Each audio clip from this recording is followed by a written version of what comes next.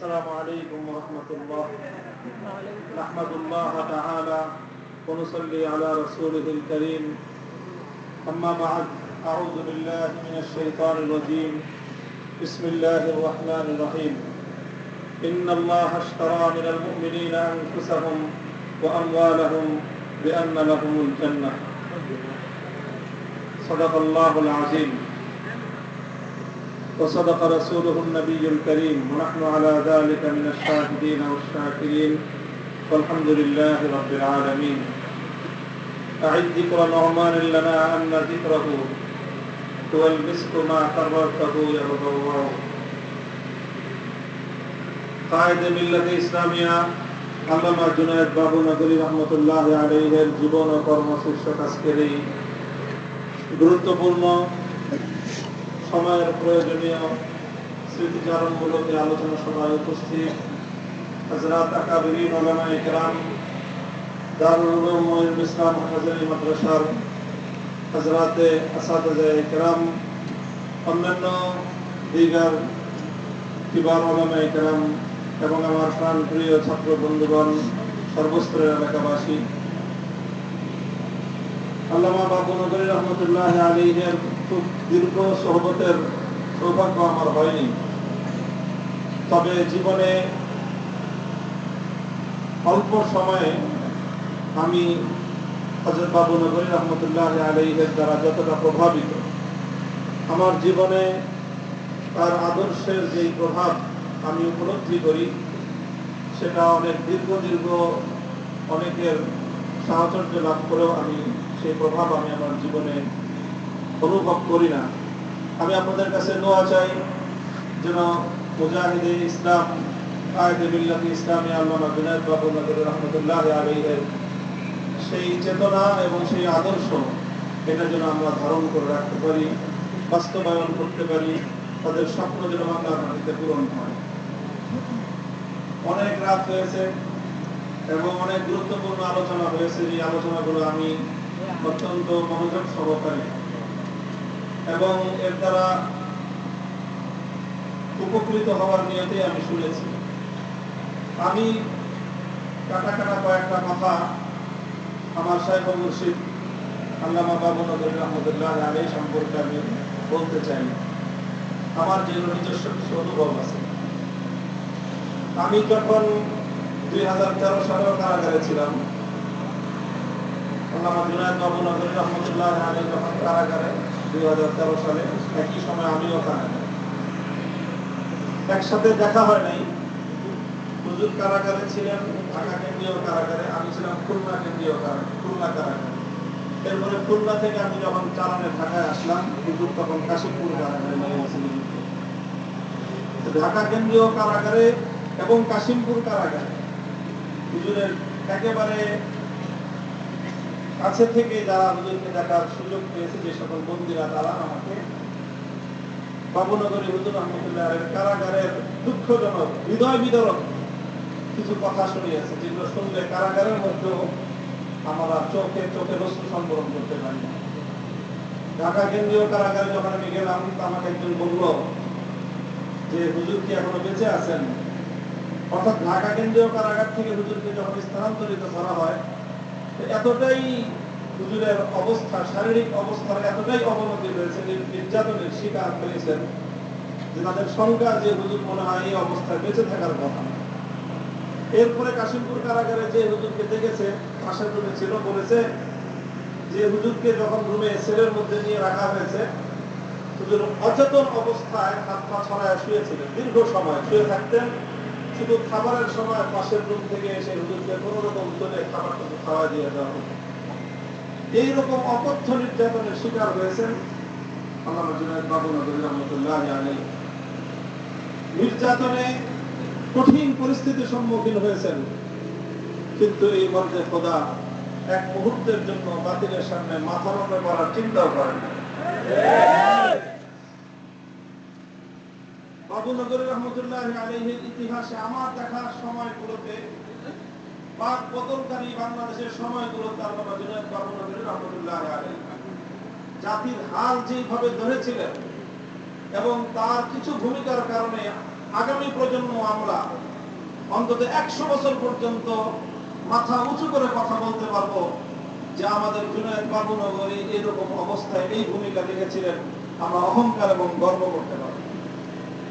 তার মধ্যে প্রথম ঘটনা হলো কওমি মাদ্রাসা সনদের স্বীকৃতি নিয়ে নাটক তো গত সরকার কম করে নাই। কত নাটক এবং নাটকের যে কত রকম মানে এটার পর্ব, কত পর্বের যে নাটক ছিল, এটা ওই সময়ে যাদের স্মৃতি থাকার কথা, মনে থাকার কথা, সেই কথাগুলো যে এইভাবে না ওইভাবে তারে দিয়ে দেয়, ওরে দিয়ে দেয়, তারে দিয়ে আবার এখান থেকে চাপ সৃষ্টি করা হয়, আপনি তাড়াতাড়ি নেন কিন্তু তার দিয়ে দিলাম, কিন্তু আপনারা নিলেন, না নিলে কিন্তু ওই যে ওনাকে দিয়ে দিলাম, আপনারা নিবেন ওখানে দিয়ে দিলাম, এইভাবে প্রলুব্ধ করা হয়েছিল। সেই সময়ে আল্লামা জুনায়েদ বাবুনগরী রহমতুল্লাহ আলাইহি কওমি সনদের স্বীকৃতির বিষয়ে একটা কথা বলেছিলেন যে যদি এইভাবে আমাদের দাবি যদি রক্ষা না করা হয়, লাশের পর লাশ পড়বে, জীবনের পর জীবন পড়বে, কিন্তু এদেশের আলেম সমাজ জুলুমের সামনে মাথা নত করবে না। আল্লামা জুনায়েদ বাবুনগরীর এক হুঙ্কারে সব সোজা হয়ে গেছে। তারে দিয়ে দিবে স্বীকৃতি, কোথাও স্বীকৃতি দিতে পারে নাই। শেষ পর্যন্ত ওলামায়ে কেরামের মূল ধারার কাছে এসেই তাদেরকে মাথা নত করতে তারা বাধ্য হয়েছে। যতটুকু কওমি সনদের স্বীকৃতি কেন্দ্রিক এটাকে সহিহ নাহাজের উপর রাখার যে অবদান, আমি কৃতিত্ব, সবচেয়ে বড় কৃতিত্ব ছিল আল্লামা জুনায়েদ বাবুনগরী রহমতুল্লাহ আলাইহি। তিনি যদি সেদিন সেইভাবে হুঙ্কার না দিতেন, তাহলে এই কওমি সনদের স্বীকৃতি দিয়ে আমাদের গোটা কওমি অঙ্গনকে আরো অনেক আগেই গোলামের জাতিতে পরিণত করা। এরপরে আমাদের ভাগ্য মন্দ বলেন ভালো বলেন, এবং এর সাথে হাটহাজারী মাদ্রাসার গৌরবের ইতিহাস। আমি হযরত আবু বকর সিদ্দিক রাদিয়াল্লাহু তাআলা আনহুর ইতিহাসের কিছু আপনার গুরুত্বপূর্ণ টার্নিং পয়েন্টের ওনার কিছু অবদান সম্পর্কে আমার বাবা জান শাইখুল হাদিস আল্লামা আজিজুর রহমাতুল্লাহ আলাইহি সম্পর্কে কাছ থেকে যে একটা শব্দ শুনতাম যে রাসূল আকরাম সাল্লাল্লাহু আলাইহি ওয়াসাল্লামের ইন্তেকালের পর আবু বকর সিদ্দিক রাদিয়াল্লাহু তাআলা আনহু মানিঈন যাকাতের বিরুদ্ধে যেইভাবে কঠোর হস্তে তিনি দমন করেছিলেন, মুসাইলামাতুল কাযযাব সহ ভণ্ড নবীদের বিরুদ্ধে তিনি যেইভাবে কঠোর পদক্ষেপ গ্রহণ করেছিলেন, জাইশে উসামা প্রেরণ করার ক্ষেত্রে মদিনার সমস্ত কিবারে সাহাবায়ে কেরাম পর্যন্ত দ্বিমত করেছিলেন, এবং হযরতে ওমর ফারুক রাদিয়াল্লাহু তাআলা পর্যন্ত এসে আবু বকর সিদ্দিককে বলেছিলেন মানিঈন যাকাত এর বিরুদ্ধে এখন কঠোর হওয়ার দরকার নাই, জাইশে উসামা এখন প্রেরণ করার দরকার নাই। ওই সময় আবু বকর সিদ্দিক রাদিয়াল্লাহু তাআলা হযরতে ওমরের জামার কলার ধরে হুঙ্কার ছেড়ে উঠেছিলেন, আজাব্বারুন ফিল জাহিলিয়াতি ওয়া খাওয়ারুন ফিল ইসলাম। ওমর, আল্লাহর পয়গম্বর চলে যাওয়ার এতদিনের মধ্যে, এত অল্প সময়ের মধ্যেই তুমি এই বাতিলের সামনে নমনীয়তা প্রদর্শন করতে চাও, খোদার কসম অন্য কেউ যদি না যায়, উসামা একা আমির হবে, আবু বকর সিদ্দিক একা তার মামুর হয়ে জিহাদের ওই ঝান্ডা মাটিতে নামবে না, যে ঝান্ডা আল্লাহর নবী নিজ হাতে বেঁধেছেন। ইতিহাস বলে যে আবু বকর সিদ্দিক রাদিয়াল্লাহু তাআলা এই তিনটি ভূমিকা যদি না হতো ওই সময়ে, ইসলামের ইতিহাস হয়তো অন্যভাবে লেখা হতো। হাটহাজারী মাদ্রাসায় যখন আল্লামা জুনায়েদ বাবুনগরী রহমতুল্লাহ আলাইহিকে হাটহাজারী মাদ্রাসার প্রথমত নেতৃত্ব থেকে, এরপরে ওনাকে হাটহাজারী মাদ্রাসা থেকে মাইনাস করার যে চক্রান্তের দানা বেঁধেছিল, এটা শুধু হাটহাজারী মাদ্রাসা কেন্দ্রিক চক্রান্ত ছিল না, এটা গোটা বাংলাদেশের আগামী ভবিষ্যতের ইসলামকে কেন্দ্র করে ষড়যন্ত্র ছিল। সেই দিন আল্লামা জুনায়েদ বাবুনগরীর প্রতি যেই চাপ প্রয়োগ করা হয়েছিল সরকারের পক্ষ থেকে, যত ধরনের চাপ হতে পারে, কূটনৈতিক চাপ প্রয়োগ করা হয়েছিল, রাজনৈতিক চাপ প্রয়োগ করা হয়েছিল, সমস্ত চাপের মুখে ফেলে আল্লামা জুনায়েদ বাবুনগরীকে তারা তাদের বাগে নেওয়ার চেষ্টা করেছিল, যে কোনোভাবে যদি ওনাকে নিয়ন্ত্রণ করা যায়। অনেক কিছুই নিয়ন্ত্রিত হয়েছিল, অনেক কিছুই তারা ম্যানেজ করে ফেলেছিল, অনেক কৌশল তারা প্রয়োগ করেছিল। আল্লামা জুনায়েদ বাবুনগরী রহমতুল্লাহ আলাইহি তিনি শেষ মুহূর্তে এমন পরিস্থিতির জন্য তিনি প্রস্তুত হয়ে গিয়েছিলেন যে প্রাণের প্রতিষ্ঠান হাটহাজারীকে যদি ছাড়তে হয়, তিনি হাটহাজারী ছাড়বেন, কিন্তু হাটহাজারীর আদর্শ তিনি ছাড়বেন না। তখন আমরা এক মুনাসাবাতে হুজুরের ছেলের রলিমার অনুষ্ঠান উপলক্ষে বাবুনগরে গিয়েছিলাম।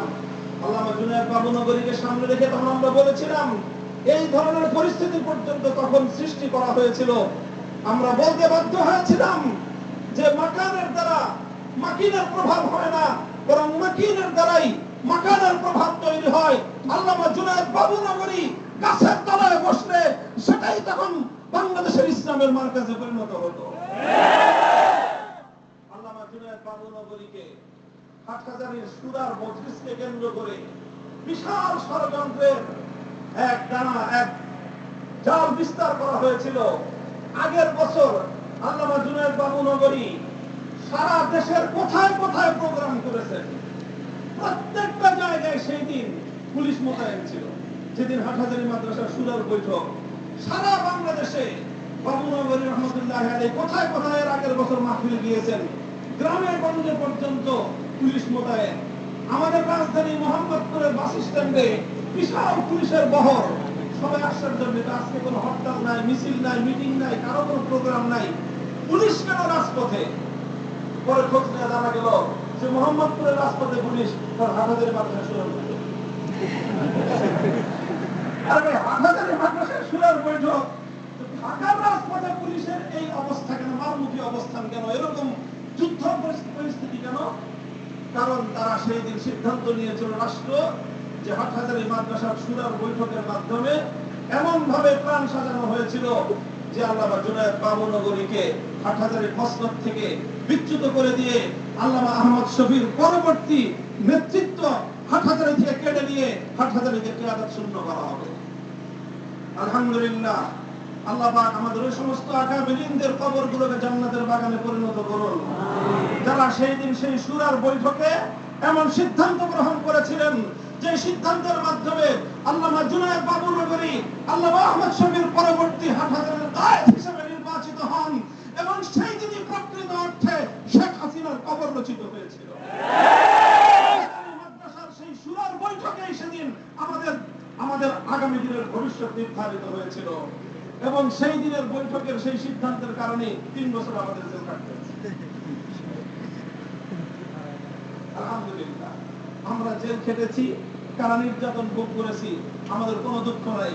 কিন্তু যদি সেই দিন হাটহাজারী সুরা সিদ্ধান্ত গ্রহণ করতে ভুল করত, আমাদের হয়তো জেল খাটা লাগতো না, কিন্তু জাতির কপালে, জাতির গলায় গোলামীর জিঞ্জির পড়ে যেত। সেই সিদ্ধান্ত আল্লামা জুনায়েদ বাবুনগরী রহমতুল্লাহ আলাইহি হাটহাজারীর কিয়াদতের নেতৃত্ব গ্রহণ করার মধ্য দিয়ে হাটহাজারীর ঐতিহ্যকে রক্ষা করেছেন। এবং আমি আমার ভাই, বড় ভাই হারুন ইজহার হাফিজাহুল্লাহর এই কথার সাথে আমি একমত পোষণ করি সম্পূর্ণ সচেতন ভাবে। এবং এই কথা আমিও বলি যে আমাদের শক্তি এই মিসকিন সুন্নিদের সাথে অথবা মিসকিন এই হাটহাজারীর থানার উপরে আমাদের শক্তি প্রয়োগ করার প্রয়োজন নাই। হাটহাজারী মাদ্রাসা ইনশাআল্লাহ এখনই বাংলাদেশের রাজনীতির কোন সিদ্ধান্ত, রাষ্ট্রের কোন সিদ্ধান্ত হাটহাজারীকে মাইনাস করে নেওয়া সম্ভব নয়। আমরা অনেক সময় কিছু বলি না, দেখি যে কতদূর পর্যন্ত যায়। যদি এই ঘটনাকে কেন্দ্র করে আরেক কদম সরকার আগে বাড়ত, তাহলে সরকার টের পাইত হাটহাজারী কি, এবং হাটহাজারী শুধুমাত্র একা নয়, হাটহাজারী শুধুমাত্র একটি ইদারা নয়, বরং হাটহাজারী গোটা বাংলাদেশের তৌহিদি জনতার প্রাণ কেন্দ্র হারে হারে টের পেয়ে যেত। স্পষ্ট ভাষায় আমরা বলে দিয়ে যাই, মনে রাখবেন এই হাটহাজারী মাদ্রাসা 2013 সালে আল্লামা আহমদ শফি আল্লামা জুনায়েদ বাবুনগরীর মাধ্যমে শাপলা চত্বরে শুধু ইমানদারদের ইমানের হেফাজত করে নাই, বাংলাদেশের স্বাধীনতাকে সংরক্ষণ করেছে।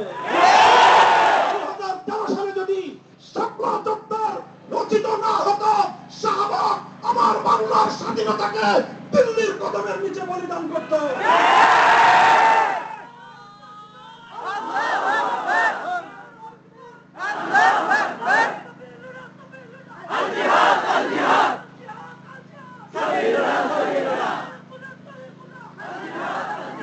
কাজেই এই আমাদের ইসলামের অবদান, শাইখুল ইসলাম আল্লামা আহমদ শফির অবদান, আল্লামা জুনায়েদ বাবুনগরী রহমাতুল্লাহি আলাইহির অবদান 1000 বছর পর্যন্ত এই দেশ এবং মিল্লাতকে স্বীকার করতে হবে। আমি বলি, দুইটা সরকার তখন ছিল, একটা হাসিনা সরকার আর একটা এইডসের সরকার। ইমরান এইডস সরকার ছিল না একটা? ইমরান এইডস সরকার বলতো পতাকা নামাও, পতাকা নামতো, পতাকা উঠাইতে বললে পতাকা উঠতো। ভারতীয় দালালদের হাতে আমার বাংলাদেশের স্বাধীনতার পতাকা তাদের হাতের পুতুলে, তাদের হাতের ইশারায় উঠতো আর নামতো। গোটা বাংলাদেশের স্বাধীনতা বিপন্ন হওয়ার পর্যায়ে ছিল। গোটা বাংলাদেশের হিন্দুয়ানি সংস্কৃতি দিয়ে, মঙ্গল প্রদীপ দিয়ে বাংলাদেশের সন্ধ্যাগুলো তৃণমূল পর্যায় পর্যন্ত, পাড়ায় পাড়ায়, মহল্লায় মহল্লায় মঙ্গল প্রদীপ জ্বলে গোটা বাংলাদেশ এক হিন্দুয়ানি কালচারে আগ্রাসনের শিকার হয়েছিল।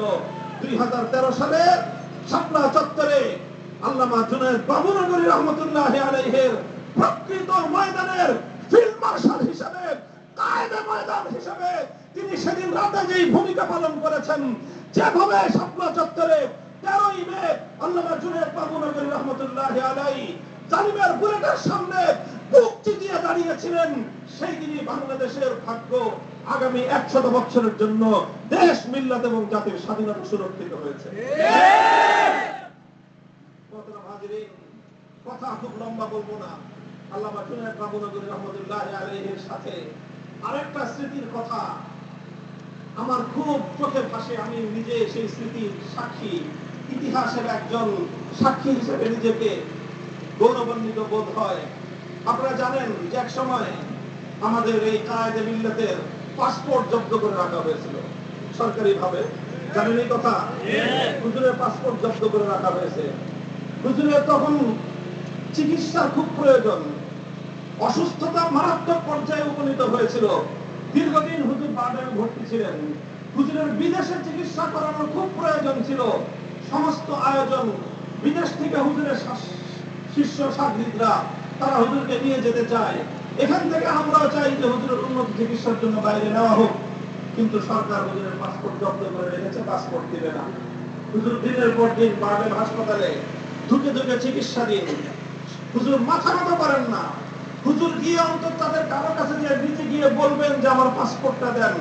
হুজুর বলছেন জীবন যাবে, বাবুনগরে পাসপোর্ট ভিক্ষা করার জন্য কারো কাছে যাবে না। শেষ পর্যন্ত সেই দিন আমি নিজে উপস্থিত ছিলাম। সন্ধ্যার পর আমি হুজুরকে দেখতে গিয়েছি। তখন তৎকালীন প্রধানমন্ত্রী, সামরিক উপদেষ্টা মেজর জেনারেল জয়নাল সাহেব, তিনি একটা প্যাকেট নিয়ে আসলেন হুজুরের কাছে। হুজুরকে দেখতে আসলেন আর এই প্যাকেটের মধ্যে হুজুরের পাসপোর্টটা। হুজুরের পাসপোর্ট সে নতদানো ভাবে বিনয়ের সাথে হুজুরের কাছে পেশ করতেছেন আর বলতেছে যে মাননীয় প্রধানমন্ত্রীর পক্ষ থেকে আমি এসেছি। প্রধানমন্ত্রী বলেছেন যে হুজুরের চিকিৎসার যত ধরনের ব্যবস্থার প্রয়োজন সমস্ত ব্যবস্থা সরকার করবে, রাষ্ট্র করবে।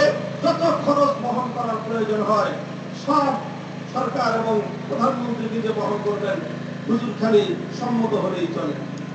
সুবহানাল্লাহ। এইরকম একজন মেজর জেনারেল প্রধানমন্ত্রীর পক্ষ থেকে সামরিক উপদেষ্টা হাসপাতালে একজন আক্রান্ত রোগীকে দেখতে এসে এত বড় অফার করতেছে। আমি খালি চেয়েছিলাম যে হুজুর এই লোকটার মুখের উপরে কেমনে পড়বে কি দেখতেছি। আলহামদুলিল্লাহ, হুজুর তার সাথে কোনো খারাপ ব্যবহার করে না। একজন সম্মানিত মানুষকে যথাযথ সম্মান প্রদর্শন করেছেন, সৌজন্যতা প্রদর্শন করেছেন, কোনো অসৌজন্যমূলক কোনো আচরণ করেন নাই, কোনো দুর্ব্যবহার করেন নাই। কিন্তু বাতিলের সামনে নিজের গায়রাতের প্রশ্নে এক চুল পরিমাণ মাথা নত করেন। পরিষ্কার বলে দিয়েছেন যে আমি গরিব মানুষ, আমার ভক্ত আছে, ছাত্র আছে, আমার পরিবার আছে, তারাই আমার চিকিৎসার যা ব্যবস্থা করবে, আমার সেই চিকিৎসাই চলবে। প্রধানমন্ত্রীর কাছ থেকে 1 টাকাও আমি গ্রহণ করব। একদম পরিষ্কার বলে দিলেন। এই কথা শুনে আমি হুজুরের দিকে একবার তাকাই। মেজর জেনারেল সাহেব উনিও মারা গেছেন, আল্লাহ ওনাকেও মাফ করে করুন। আমি ওনার চেহারার দিকে তাকায় দেখলাম যে ওনার চেহারার মধ্যে অমাবস্যার চাঁদ কালো হয়ে গেছে। এইরকম ভাবে একজন মানুষ মুখের উপর রাষ্ট্রের সর্বোচ্চ জায়গার একটা এমন প্রস্তাবকে এইভাবে প্রত্যাখ্যান করে দিতে পারে। বলতে তো পারতেন যে ঠিক আছে বিবেচনা করবো, করে না করে দিতেন না। হুজুর গায়রাতের প্রশ্নে এতটুকু এতটুকু হুজুর আপোষ করেন নাই। তুমি পাসপোর্ট লাগলে পাসপোর্ট নিয়ে যাও, বাইরে যেতে দিবে না, আমার বাইরে যাওয়ার দরকার নাই, চিকিৎসা করতে দিবে না, চিকিৎসার প্রয়োজন নাই। কিন্তু গায়রাতের প্রশ্নে একজন আলেম সময়ের জালেম শাসকের সামনে মাথা নত করতে পারে না। হাজার বছরের ইসলামের গৌরবোজ্জ্বল ইতিহাসের সর্বশেষ অধ্যায় রচনা করে নিয়েছেন আল্লামা জুনায়েদ বাবনগরী রহমাতুল্লাহ আলাইহি। আমরা শুধু গল্প শুনলে হবে না, এই আদর্শগুলো নিজেদের জীবনে ধারণ করতে হবে। মুহতারাম হাজিরিন, কথা লম্বা করব না, অনেক কথা রয়েছে। আমরা দেখেছি আমাদের জীবনে সৌভাগ্য কাছে থেকে হুজুরের এই সকল অবদানগুলো দেখতে পেরেছি আমি, এবং আমিও এই কথা খুব তীব্রভাবে অনুভব করি যে আমাদের সর্বশেষ যখন হাটহাজারীর সুরার বৈঠকে আল্লামা জুনায়েদ বাবনগরীকে মাইনাস তারা করতে ব্যর্থ হয়ে আল্লামা জুনায়েদ বাবনগরীকে তারপরে তারা যে কাজটা করেছিল, হুজুরকে কোন রকম আপোষের নানা ধরনের ফর্মুলা তারা আবিষ্কার করেছিল। তারা এরপরে হুজুরকে বলেছিল যে যখন আপনি হেফাজতে ইসলামের কমিটি গঠন হয়, হুজুরকে সারা রাত বলেছিল অন্তত নূর হোসেন কাসেমী সাহেবকে মহাসচিব বানায়েন না, যদি বানান তাহলে কিন্তু বিপদ হবে। আচ্ছা, নূর হোসেন কাসেমী সাহেবকে বানায়েন না, আর ওটাও যদি বানান মামুনুল হককে কিন্তু যুব মহাসচিব অন্তত বানায়েন না। এই বিশেষ করে আমাদের দুইজনের ব্যাপারে হুজুর আমাকে দেখে বলছে যে কি করবো বলেন, এই হলো তাদের কথা। আমার হুজুর যা করেন আপনি আলহামদুলিল্লাহ, এই মর্দে মুজাহিদ সমস্ত চাপ নিজে সহ্য করে নিয়েছেন। গোটা রাষ্ট্রের মোকাবেলায় নিজে একা সিনা টান করে দাঁড়িয়ে গিয়েছেন। আল্লামা নূর হোসেন কাসেমীকেও মহাসচিব বানিয়েছেন, আমাকেও দায়িত্ব দিয়ে ফ্যাসিবাদী শেখ হাসিনার জুলুমতন্ত্রের সামনে বৃদ্ধাঙ্গুলি প্রদর্শন করেছেন। এটাকেই বলা হয় মুকুটহীন সম্রাট। সারার চটে বসে হাতের আঙ্গুলের ইশারায় কিসরা এবং কায়সারের তাখতে তাউসকে ধুলোয় মিশিয়ে দেওয়ার যে গৌরবোজ্জ্বল ইতিহাস এভাবেই রচিত হয়েছে আমাদের পূর্বসূরীদের মাধ্যমে। মুহতারাম হাজিরিন, এই জন্যই আমি বলি যুগে যুগে ইমাম আবু হানিফা রাহমাতুল্লাহি আলাইহিরা একদিকে তারা ইমামে মুজতাহিদ, আরেকদিকে সময়ের অত্যাচারী শাসকের নির্যাতনের শিকার, একদিকে ইমাম মালিক রাহমাতুল্লাহি আলাইহি যুগের ইমামে মুজতাহিদ, আরেকদিকে সময়ের শাসকের দ্বারা অত্যাচারিত, একদিকে ইমাম আহমদ ইবনে হাম্বল ইমামে মুজতাহিদ, আরেকদিকে তিনি সময়ের শাসকের দ্বারা নির্যাতিত, একদিকে ইবনে তাইমিয়া ইমামে মুজতাহিদ, আরেকদিকে তিনি সময়ের শাসকদের দ্বারা নির্যাতিত, শাইখুল হিন্দ মাহমুদ হাসান দেওবন্দি, একদিকে তিনি ওলামায়ে তিনি সকল উস্তাজুল কুল, আরেকদিকে তিনি সময়ের শাসকের দ্বারা নির্যাতিত নিপীড়িত ইমাম হযরতে শাইখুল ইসলাম হোসেন আহমদ মাদানী রাহমাতুল্লাহি আলাইহি, একদিকে তিনি দারুল উলুম দেওবন্দের শাইখুল হাদিস, আরেকদিকে সময়ের শাসকদের নির্যাতনের শিকার হয়ে কারাগারের অন্ধকার প্রকোষ্ঠে বছরের পর বছর দিন অতিবাহিত করতেছেন। আখেরি চিরাগ হিসেবে শাইখুল হাদিস আল্লামা জুনায়েদ বাবনগরী রাহমাতুল্লাহি আলাইহি হাটহাজারী মাসনদের শাইখুল হাদিস, আর একদিকে জালিমের জিন্দান খানার মজলুম সিপাহী। আহলে ইলম ওলামায়ে কেরামকে ঝুঁকি নেওয়ার মানসিকতা রাখতে হবে। আহলে ইলম ওলামায়ে কেরামকে জাতির নেতৃত্বের দায়িত্ব তুলে নিতে হবে। আহলে ইলম ওলামায়ে কেরাম যদি জাতির কিয়াদতের এই জিম্মাদারি তারা যদি গ্রহণ না করেন, কওমের ভাগ্য পরিবর্তন হওয়ার কোনো সুযোগ নাই। এই জন্য আমি আল্লামা জুনায়েদ বাবনগরী রাহমাতুল্লাহি আলাইহির এই স্মৃতিচারণ এবং তার জীবন এবং তার আদর্শ শীর্ষক এই আলোচনা সভায় আমার আখেরি পয়গাম উম্মতের ওলামায়ে কেরামের কাছে, আমাদের যারা আহলে ইলম, যারা ভালো মুতালা করে ইলম হাসিল করে কিতাবের জাহাজ ইলমের জাহাজ হতেছেন, তাদের মধ্যে অন্যান্য সমস্ত খেদমত থাকবে। তারা তাসাউফের মেহনত করবেন, তাসনিফাতের বিশাল লম্বা লম্বা তালিকা তাদের জীবনে থাকবে, দর্স এবং তাদরিসের ময়দানে তারা সহকার হবেন। সমস্ত খিদমতের পাশাপাশি আহলে ইলম ওলামায়ে কেরামকে সময়ের শাসকদের চোখের দিকে তাকিয়ে হক কথা বলে মিল্লাতের কিয়াদতের জিম্মাদারি তাদেরকে কাঁধে তুলে নিতে হবে। ইনশাআল্লাহ, ইনশাআল্লাহ কথা তো আলহামদুলিল্লাহ আমরা বলতেছি, বিগত 100 বছর পর আজ দুনিয়াতে মুসলমানরা সেই জায়গায় আছে যেই জায়গায় আমরা বলতে পারি আজ পৃথিবীতে মুসলমানদের একজন আমিরুল মুমিনিন আছে। মুসলমানদের একজন আমিরুল মুমিনিন আছে। 100 বছর পর্যন্ত মুসলমানদের আমির এই পরিচয় দেওয়ার মতো পৃথিবীতে কোনো আমির কোনো মুসলমান জিম্মাদারি নিতে পারে নাই। এখন মুসলমানরা সেই বীর প্রতীক রেখে এসেছে। মুসলমানদের একজন আমিরুল মুমিনিন আছে। ইনশাআল্লাহ সারা দেশে সারা দুনিয়ার মুসলিম জনপদগুলোতে মুসলমানরা প্রস্তুতি গ্রহণ করো। ইনশাআল্লাহ সুম্মা ইনশাআল্লাহ আমি এই কথায় শতভাগ একমত। উম্মতে মুসলিমার আগামীর ভাগ্য পরিবর্তন হবে মোল্লা মৌলবীদের মাধ্যমে, মোল্লাদের মাধ্যমে ইনশাআল্লাহ। সারা দুনিয়ার সমস্ত সুপার পাওয়ার গুলিকে টেক্কা দিয়ে জাগতিক রাষ্ট্র ব্যবস্থার সর্বোন্নতি সাধন করার মধ্য দিয়ে অর্থনৈতিক উন্নতি, নিরাপত্তার ক্ষেত্রের উন্নতি, সামাজিক ক্ষেত্রের উন্নতি, সমস্ত উন্নতি প্রদর্শন করার মধ্য দিয়ে সারা দুনিয়ার সামনে আজকে যে আদর্শ রাষ্ট্র গৌরবোজ্জ্বল ভূমিকা পালন করে চলেছে, এই রাষ্ট্র কোন বিশ্ববিদ্যালয়ের গ্রাজুয়েটরা পরিচালনা করে না। সেই রাষ্ট্র কোন আধুনিক শিক্ষার উন্নত শিক্ষাবিদরা পরিচালনা করে না। 2-4 জন সহযোগিতা থাকতে পারে, সেই রাষ্ট্রটা পরিচালনা করে এই দারুল উলুম দেওবন্দের সন্তানেরাই।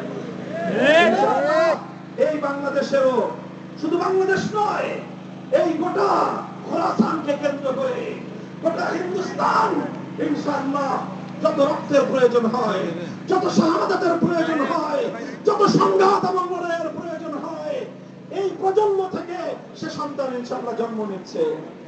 আল্লাহ পাক রব্বুল আলামিন কবুল করেন। আল্লামা জুনায়েদ বাবুনগরী রাহমাতুল্লাহি আলাইহি কবরকে আল্লাহ পাক ফুলের বাগান বানান। আমরা যেন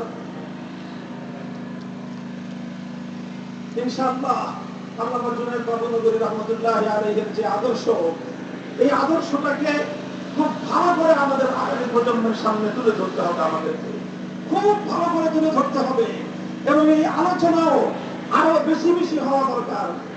এবং হুজুরের স্মারক গ্রন্থ প্রকাশ করার জন্য উদ্যোগ নেওয়া হয়েছে। আমরা যখন কারাগারে হুজুরের মৃত্যুর সংবাদ পাই, বিশ্বাস করেন হুজুর যখন হায়াতে ছিলেন মনের মধ্যে বড় একটা সাহস ছিল যে বাইরে আমাদের বাবুনগরী আছে, আমরা ভিতরে এটিম না। হুজুরের মৃত্যুর সংবাদের মতো এত ভারী সংবাদ কারাগারে 3 বছরের পূর্বে ছিল না আমাদের। এই আমরা অনুভব করেছি। আলহামদুলিল্লাহ আল্লামা জুনায়েদ বাবুনগরী রাহমাতুল্লাহি আলাইহির সেই এই জীবন, তার সংগ্রামী জীবন, তার সেই জিহাদি জীবন, তার কৃতিত্বের সেই জীবনটা স্মারক গ্রন্থের মাধ্যমে ইনশাআল্লাহ তুলে ধরা হবে। তার আয়োজন খুব দ্রুতই সামনের দিকে সম্পন্ন হয়ে আপনারা সকলেই এই স্মারক গ্রন্থের প্রকাশনার সাথে এবং স্মারক গ্রন্থের প্রচারের সাথে যথাসাধ্য ভূমিকা রাখবেন ইনশাআল্লাহ। আমি রাখবো, আপনারাও রাখবেন ইনশাআল্লাহ। আল্লাহ পাক রব্বুল আলামিন আমাদের এই মরহুম কায়েদকে জান্নাতের আলা মাকাম নসিব করেন এবং তার দেখানো রাস্তায় আমাদেরকে চলার তৌফিক দান করেন। ওয়া আখিরু দাওয়ানা আলহামদুলিল্লাহি রাব্বিল আলামিন। আসসালামু আলাইকুম ওয়া রাহমাতুল্লাহ।